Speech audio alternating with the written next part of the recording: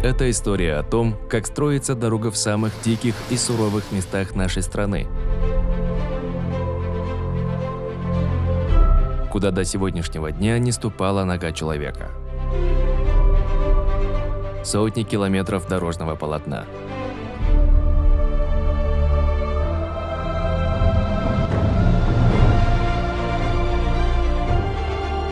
Самый длинный тоннель в стране. Грандиозные эстакадные мосты через бурный Нарын. 2000 рабочих, около 700 единиц тяжелой техники, сотни тысяч тонн цемента и взрывчатки.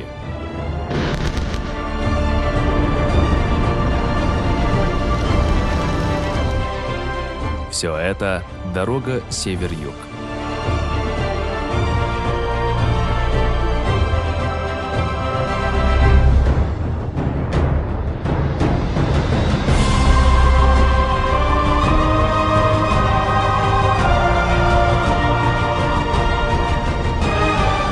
Самый амбициозный проект в Кыргызстане с момента обретения независимости.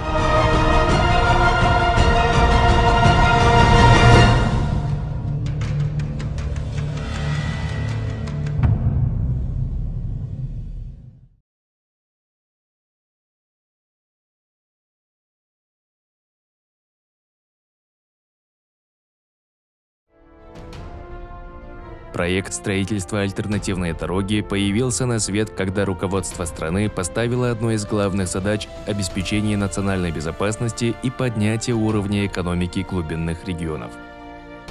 Образно говоря, целостность страны иногда зависела от одного тоннеля на перевале Туашу. Разработанный альтернативный маршрут дороги соединит две части страны – юг и север, через доселе непроходимые районы внутреннего Тяньшаня.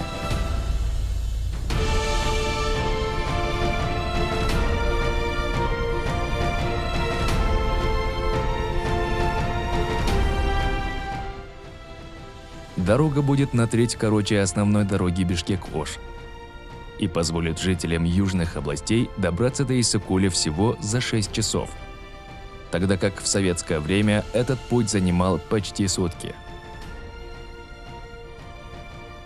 Дорога свяжет внутренние районы страны с важными экономическими узлами, позволив увеличить товарооборот между регионами. С новой дорогой улучшится доступ к крупным промышленным объектам, угольному Каракече, золоторудному Макмалу, а также к будущим строящимся Камбаратинской ГЭС-1 и Тогусторуусской ГЭС. Проект автодороги колоссальный для Кыргызстана. Ее предварительная стоимость оценивалась в $850 миллионов. Несмотря на это, власти поставили цель – развитие регионов и поднятие уровня экономики.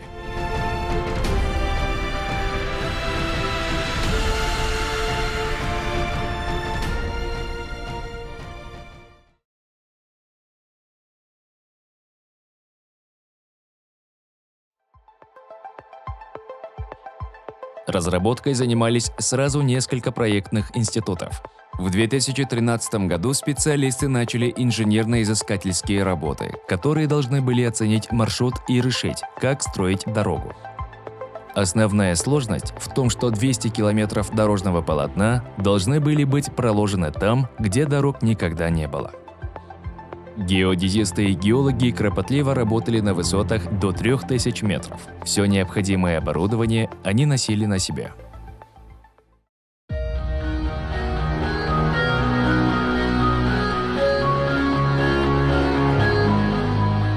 Работы велись в очень трудных условиях, на крутых склонах, среди отвесных скал и обрывов. Люди рисковали здоровьем и жизнью. В апреле 2013 года была организована первая экспедиция проектировщиков по обследованию сложнейшей части будущей автодороги. Это участок между Казарманом и Аралом, через ущелье вдоль реки Нарын. Группа состояла из 4 специалистов проектного института. Среди них были геодезист Джусуп Мураталиев и инженер-геолог Нурлан Аразбаков. В 2013 году с 2 августа по 7 августа у нас направлены были для обследования альтернативной дороги. Участок Казарман-Арал называется. Там всего 45 километров. Это очень сложный участок. На 4-й день они столкнулись с огромной отвесной скалой. Они не могли найти безопасный обходной путь. Инженер-геодезист Нурлан Наразбаков, пытаясь обследовать местность, сорвался с 15-метровой высоты. Был поврежден позвоночник в 2 местах, компрессионный перелом у меня был, это уже в дальнейшем узнали. Ждал своих коллег, тех, кто в тот момент искал. Джусуп Мураталиев, легкоатлет в молодости, пошел на поиски своего товарища. На следующие сутки Мураталиев нашел его. Пытаясь добраться до него, сам сорвался с крутого обрыва. Потом меня тоже этот перелом был у меня, рука, там нога, позвоночник, нос. И мы встретились в этой пещере, друг друга поздравили, что остались живыми. Он находился 2,5 суток, почти 3 суток без пищи находился, пил воду. Чтобы выбраться, мужчинам нужно было лезть вверх по отвесной скале. Но из-за тяжелых переломов и травм это было невозможно. Нужен был вертолет. Для этого тогда еще директор проектного института Джамшедбек Калилов нанял частный вертолет, чтобы вытащить своих сотрудников. Некий топограф мына трассаны изилдеп жүрүшүп, скаладан учуп кетип, ошолорду биз мына Нарын дарыясынын чекесинен таап, вертолет менен алып кеткенбиз. Башында ушундай кыйынчылыктар болгон бул жерде. Жол жок болчу, трасса кайсыл жагын өтөр белгисиз болчу, ошолорго каршы исследование жүргүзүп жүрүшүп, ушундай окуя болгон да. В этом вертолете был наш директор, он пришел, нас спросил, как все нормально. Говорит, самое главное, что вы живые. И доставил нас в этот Бишкек. Дай Бог, чтобы у нас вот эта альтернативная дорога была там построена. Мы никогда не думали, когда там шли, что будет там дорога. Инженеры работали очень тщательно. Малейшая ошибка могла привести к дополнительным финансовым затратам и затянуть сроки окончания строительства. Для проведения расчетов требовалось использование высокоточного оборудования. Китайские специалисты использовали спутниковый прибор. Благодаря таким расчетам строители уверены, что никаких ошибок и форс-мажоров не будет. Для постоянного контроля качества на каждом участке создано несколько лабораторий. Новейшее оборудование позволяет оперативно проводить контрольные испытания изделий и строительных материалов. В самом начале проекта «Север-Юг» на каждом участке были построены отдельные лаборатории в соответствии с контрактными документами. Но с инициативой руководства в целях повышения качества была создана еще одна центральная лаборатория с абсолютно новым оборудованием. Оборудование в основном закупалось из Италии, например, вот эти все оборудования, вот это все из Италии. Есть у нас еще оборудование из Германии. И здесь будут проводиться независимые контрольные испытания производимых строительных материалов и изделий, таких как щебень, песок, асфальтобетон. Также в этой лаборатории будут проводиться испытания бетонной смеси со всего участка Север-Юг на морозостойкость с базовыми и ускоренными методами, согласно ГОСТу. И для этой цели было закуплено оборудование из России. Строительство дороги из-за особенностей рельефа поделено на 3 фазы. Первая на сегодня уже практически завершена. Проложена дорога от города Джалалабад до южного портала тоннеля на перевале Когарт. Также построен участок дороги от села Кызылжылдыз до села Арал. Вторая фаза самая сложная и затратная. Необходимо возвести 2 огромных эстакадных моста через реку Нарын и тоннель сквозь Ферганский хребет. Дорогу приходится строить с нуля. Самый опасный участок – 54 километра от Казармана до слияния рек Нарын и Кокомерен. От инженеров требуется решение сложнейшей задачи – проложить широкую дорогу через узкое ущелье с высокими скалами. Каждый шаг строителей порождал новые задачи и проблемы. Природа защищала свой покой. Рыхлые или, наоборот, скальные породы, бурные реки, сели и лавины.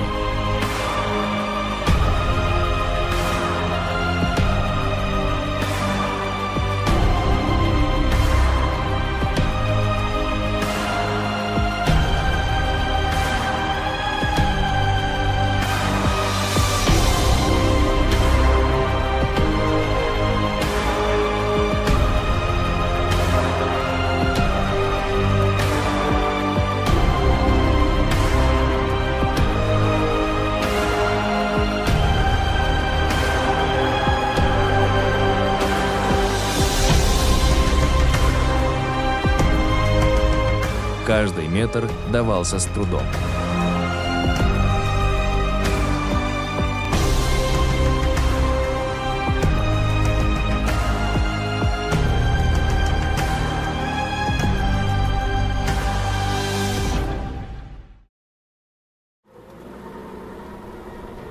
До строительства столь масштабного проекта важнейшей задачей стала логистика, как доставить технику и материалы.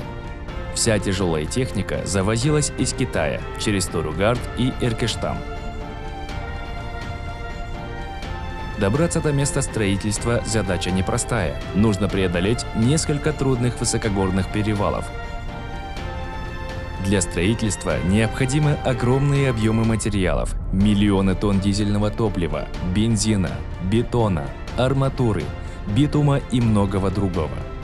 Снабжение должно работать как часы. Осуществить доставку материалов необходимо не просто вовремя, а в точно назначенный час. Задача сложная, так как часть материалов заказывается из-за рубежа. Например, солярка, арматура и битум завозятся из России по железной дороге на станцию в городе Джалалабад. Цемент марки 600 из Китая.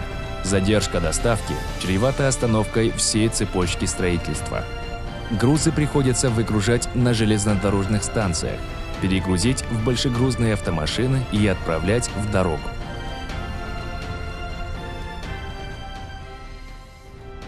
Суровые условия позволяют вести работы только в теплое время года, с апреля по ноябрь. Каждую весну строителям приходится приводить в порядок дороги на 2 перевалах, ведущих в Тогусторо. Дорожная техника сначала расчищает накопившиеся за зиму тысячи кубометров снега, после чего приступает к выравниванию дорожного полотна, чтобы грузовики могли безопасно преодолеть перевалы. Это более 30 километров проблемных дорог. Дороги открыты, и начинается активная фаза работ. Строительство ведется до поздней осени, пока холода и снег вновь не сковывают движение на перевалах. Однако есть место, где работы теперь не останавливаются ни на минуту, ни по ночам, ни в холодные зимние дни. Это тоннель через Ферганский хребет.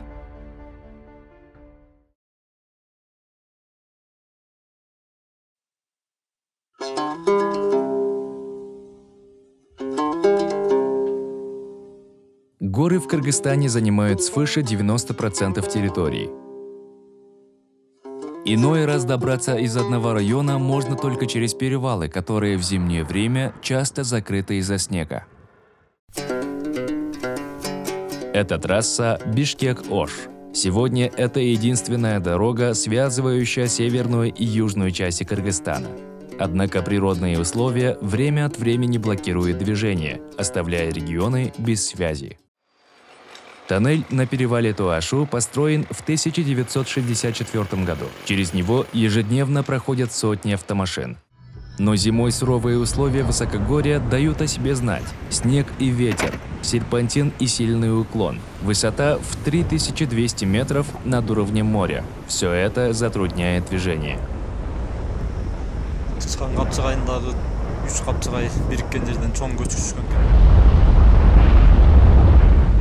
Добавьте к этому снежные лавины в ущелье Чичкан и частые камнепады между городами Ташкомыр и Караколь.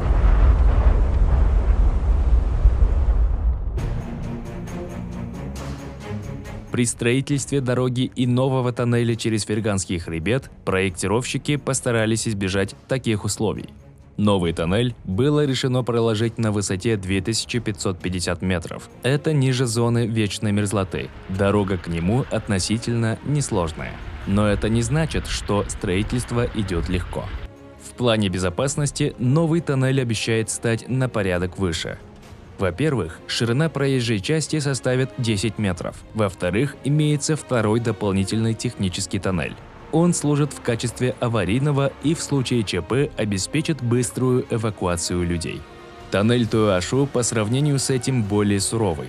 Не раз случались чрезвычайные ситуации, приводившие к гибели граждан. Из-за возникавших время от времени дорожных заторов внутри тоннеля люди получали смертельные отравления выхлопными газами. Бурение в новом тоннеле ведется одновременно с обеих сторон. Уже сейчас пробурено более 1700 метров в главном и 2100 метров вспомогательного тоннеля. Строителям пришлось пройти через большие трудности. Перед тем, как приступить к бурению, им пришлось почти год строить подъездные дороги, чтобы подобраться к Ферганскому хребту.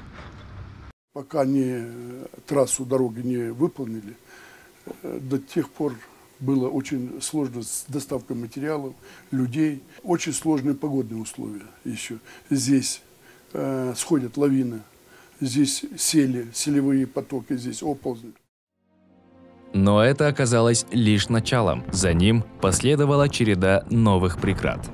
Беспощадные снежные лавины, под которыми уже похоронены десятки единиц дорогостоящей дорожно-строительной техники.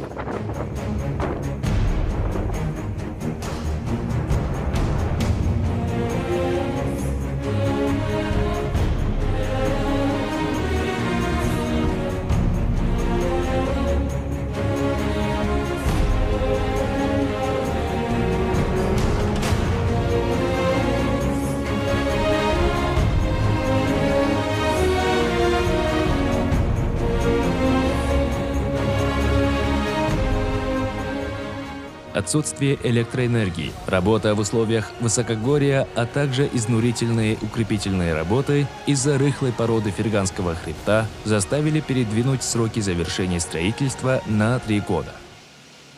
Из-за сложностей в породе, в горном массиве, вот эти трещины, разломов и неустойчивой породы, вывалов, у нас получилось, что идет задержка, пересмотрение графика. Из-за отсутствия линий электропередач пришлось задействовать почти 3 десятка мощнейших генераторов на северном и южном порталах тоннеля. Суммарная мощность этих генераторов превышает 12 тысяч киловатт. Это могло бы обеспечить электроэнергией небольшой город.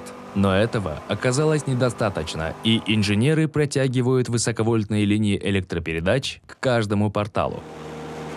Другая проблема в слабой осадочной породе. Его приходится укреплять чаще.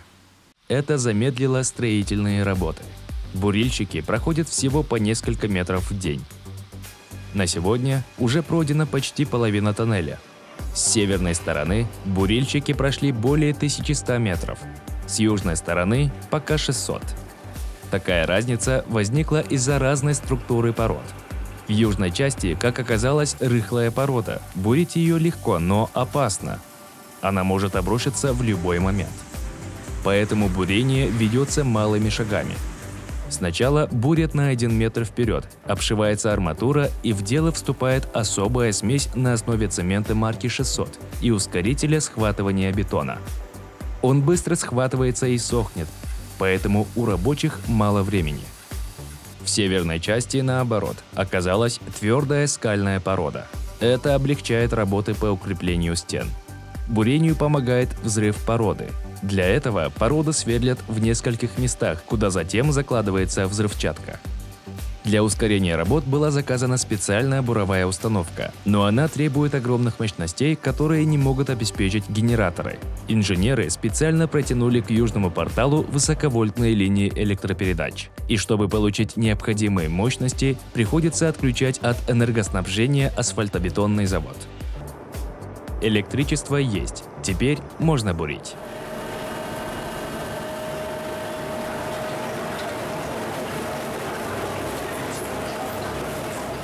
Тоннель через Ферганский хребет станет одним из ключевых инженерных решений при строительстве трассы Север-Юг. Он позволит вдвое сократить расстояние между городами Джалалабад и Казарман и сделать проезд безопасней.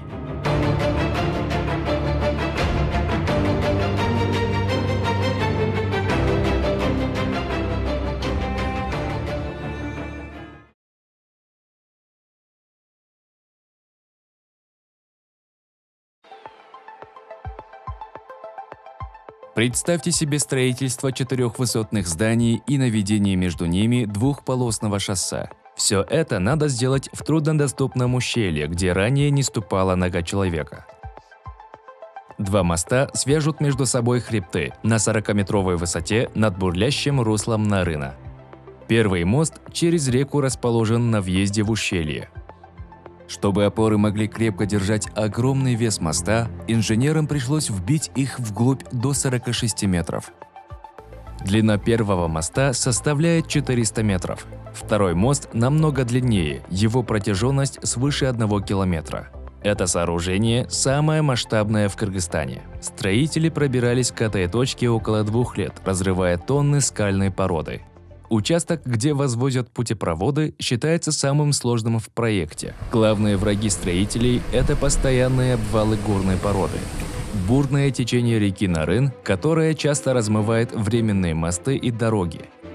Уносит технику. Природные условия вносят свои корректировки в логистику.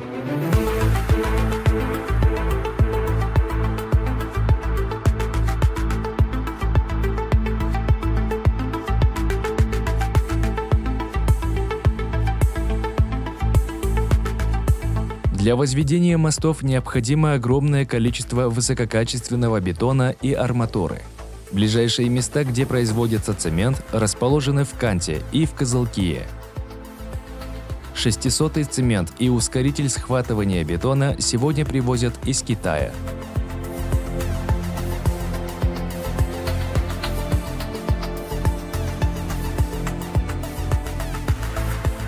Арматура доставляется из России.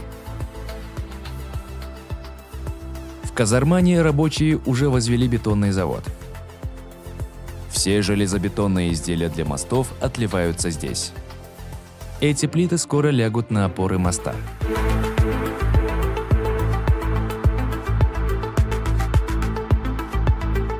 Как это сделать, учитывая, что оборудования по укладке в Кыргызстане нет? Строители заказали специальную машину за рубежом. Она настолько большая и габаритная, что ее ввозят по частям и проводят монтаж уже на месте. Возведение масштабных железобетонных виадуков является одним из ключевых элементов дороги север-юг. Эти мосты позволяют сделать важнейшую в будущем трассу Кыргызстана гораздо короче.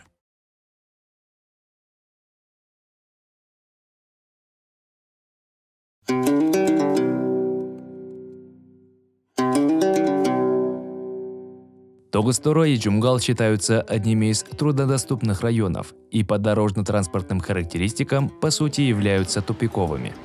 Однако эти районы богаты полезными ископаемыми, обладают мощным энергетическим и туристическим потенциалом. Однако нынешнее состояние и пропускная способность существующих дорог не позволяет увеличить мощности расположенных здесь промышленных объектов. Тогуз-Торо в зимнее время практически отрезан от внешнего мира. Качественные дороги здесь жизненно необходимы. Поэтому качество дорожного полотна новой трассы должно быть очень высоким. Так как дорога имеет вторую категорию, она должна выдерживать значительный поток автомашин, особенно грузового транспорта, учитывать сверхнизкие температуры зимой. Такое полотно легко может выдерживать нагрузку до 11 тонн на ось. Проектом предусмотрена толщина асфальтобетонного покрытия общей толщины 15 сантиметров, 9 сантиметров из асфальтобетона и 6 сантиметров из щебенно-мастистого асфальта. Данная толщина позволяет 11-тонную нагрузку на ось. И вот чем отличие от обычного асфальта, что у него 70-80% составляет щебень, остальной минеральный порошок и добавки. Чем отличие от обычного асфальта, что у него физико-механические свойства лучше, как отрыжкостойкость, как сдвиг, крайность дороги повышенная, здесь лучше. К тому же уклон на всем протяжении не должен превышать 8 градусов. Для того, чтобы проложить дороги, пришлось проводить едва ли не самые масштабные взрывные работы.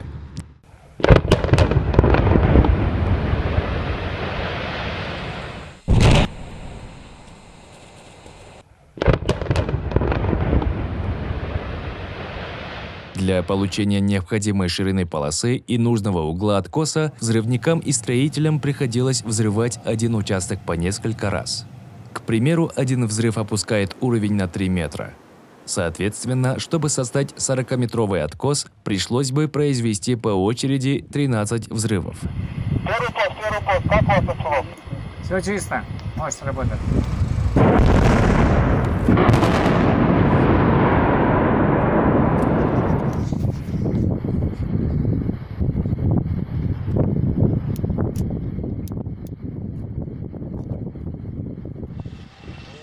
Освободившаяся порода тут же используется для насыпи и обочин.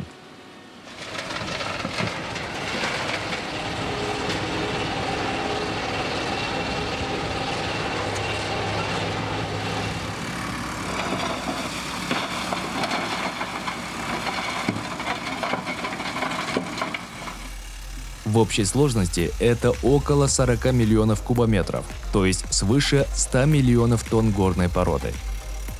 Давайте сравним этот объем с одним из самых крупных рукотворных сооружений в истории человечества – пирамидой Хеопса. Ее объем 2,6 миллионов кубометров. То есть строители дороги Север-Юг использовали объем пород, сравнимый по сумме с 15 пирамидами Хеопса. Для строительства дороги были проложены сотни километров временных дорог. Это так называемые технические дороги, которыми пользуются сами строители. На горных участках, к примеру, на 1 километр основной дороги приходится прокладывать 4 километра технических дорог. Порой технические дороги настолько опасны, что подвергают опасности жизни строителей. Нередки случаи, когда порода рушится и закрывает доступ к этим дорогам. Изо дня в день с этим борется тяжелая техника.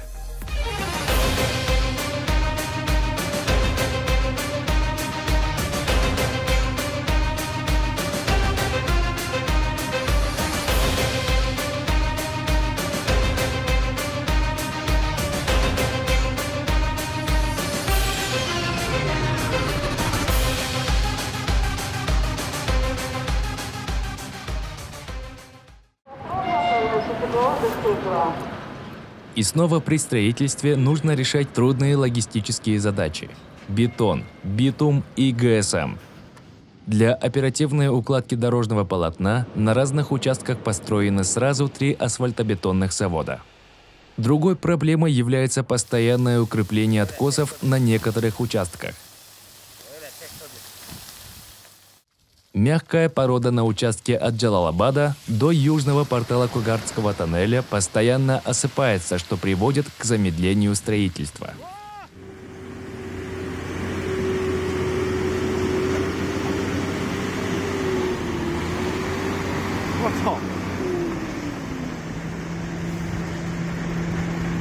Бирок баары күн жамгыр жаган сайын жаскандан өтө жамгыр жаады го. Ошондон көчкүлөр кайра түшүп, кайра түшүп Кытайлар адеп анар сайдан алып трактор менен машиналар менен ташып атышат, таховалар менен полный ошо кызылдарын полный апарып могут атышат. Несмотря на это, строители уже завершили укладку асфальта на нескольких участках. С новой дорогой улучшится доступ к разрабатываемым месторождениям – угольному Каракече, золоторудному Макмалу, а также к местам возведения будущих Камбратинских, Тогу-Староусской и Кокомеренской ГАЗ. По новой дороге расстояние от Джалалабада до Иссыкуля составит 430 километров, а сейчас расстояние 740 километров. Тем самым расстояние до Иссыкуля сократится на 310 километров. Жители юга смогут доезжать до озера всего за 6 часов.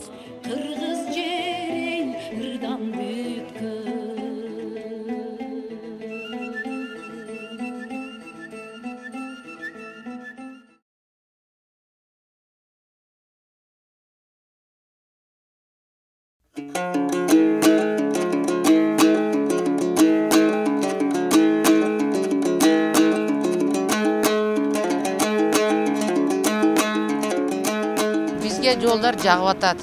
Рахмат ушу жолдорду баштаган адамдарга деп ойлойбуз. Элге пайдасы тиет деген оюбуз бар. Эми тоолорду ошончо эле кыркып, ошончо эле жол салган оңой иш эмес да.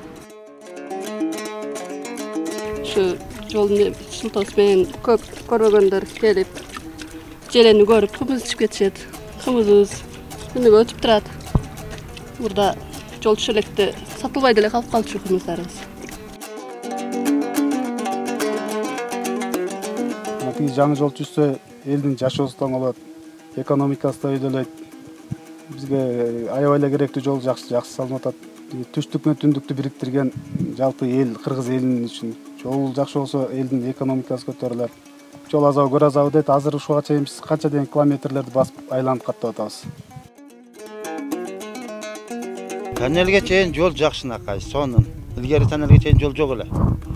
Азыр мына жакшынакай жол болуп, эл жакшы эле жыргап эле калды. Эми жол трасса ачылып калса, соода болот деген үмүттөбүз. Жакшы эле болуп калса керек. Дай бог, чтобы у нас вот эта альтернативная дорога была там построена. Мы никогда не думали, когда там шли, что будет там дорога. Это как сказка. Проект «Север-Юг» позволит внутренним регионам Кыргызстана влиться в экономику и непосредственно участвовать в жизни страны. Реализация проекта позволит в перспективе развивать сеть автодорог, а это сокращение транспортных путей и, соответственно, расходов на пассажирские и грузовые перевозки из южных регионов в Нарынскую, Иссыкульскую, Чуйскую и Таласскую области. Строительство дороги также будет способствовать развитию международного и внутреннего туризма. Районы проложения трассы Сузакский, Тогусторовский, Джумгальский, Кочкорский районы получат дополнительные возможности для социально-экономического развития. Народ будет торговать, доступ к рынкам, потом придорожный сервис будет развиваться, отели, заправка будет строиться. Значит, для Кыргызстана это будет очень такой доходная дорога, которая будет приносить большую экономическую прибыль для нашей республики.